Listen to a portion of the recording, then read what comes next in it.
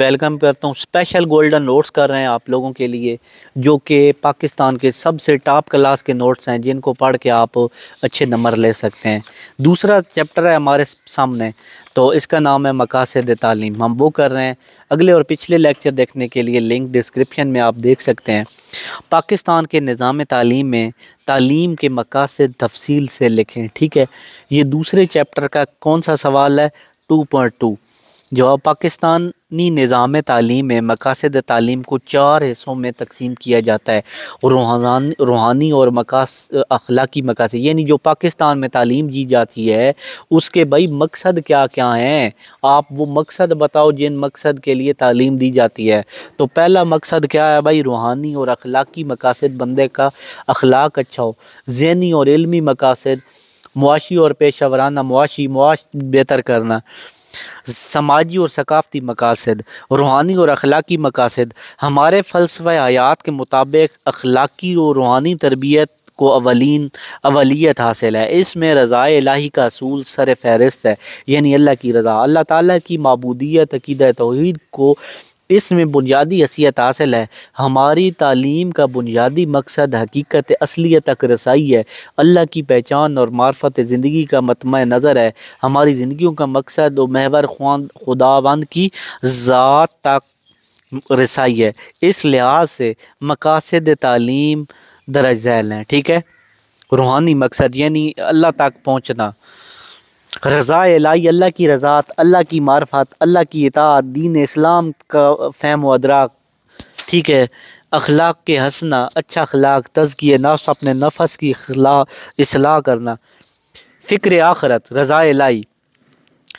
تعلیم کا بنیادی مقصد اللہ کی رضا کا حصول ہے، کیونکہ تمام اعمال اللہ کی خوشنودی کی خاطر ہونے چاہیے، اور ایک صالح معاشرہ کے لیے اللہ کی رضا کا حصول بڑا ضروری ہے۔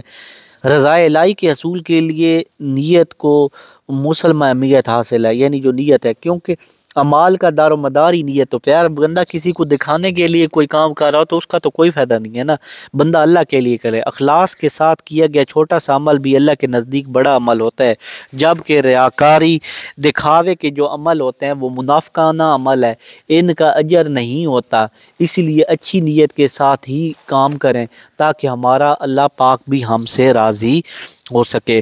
معرفت الہی کا حصول، انسان کو دنیا میں اللہ کا نائب خلیفہ بنا کر بھیجا گیا ہے۔ تعلیم کا اہم ترین مقصد بھی یہی ہے کہ انسان دنیا میں کے اندر اپنے رب کی حاکمیت کو تسلیم کرے، رب تعالیٰ کو پہچانے، اس کو اپنا خالق مانے، پروردگار مانے، معبود مانے، یعنی اللہ پاک نے ہمیں بنایا نائب کی حیثیت سے، اللہ پاک کے نائب کی حیثیت سے اس دنیا میں جو اختیارات ہیں استعمال کرے، ٹھیک ہے۔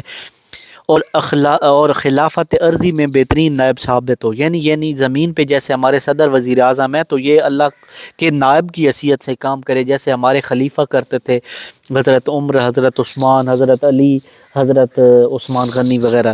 تو ہماری تعلیم مادہ پرستی کا عنصر غالب ہے، تعلیم ڈگریوں اور نوکریوں کے لیے رہ گئی ہے، خوف خدا کا مادہ ختم ہو گیا ہے۔ یہی وجہ ہے کہ ہر طرف لوٹ ماری، قتل و غارت کا بازار گرم ہے۔ کاش ہماری تعلیم معرفت کا، الہی کا شعور پیدا کرتی۔ اطاعت الہی، تعلیم کا ایک مقصد اللہ کی خوشنودی، تابعداری اور اطاعت بھی ہے۔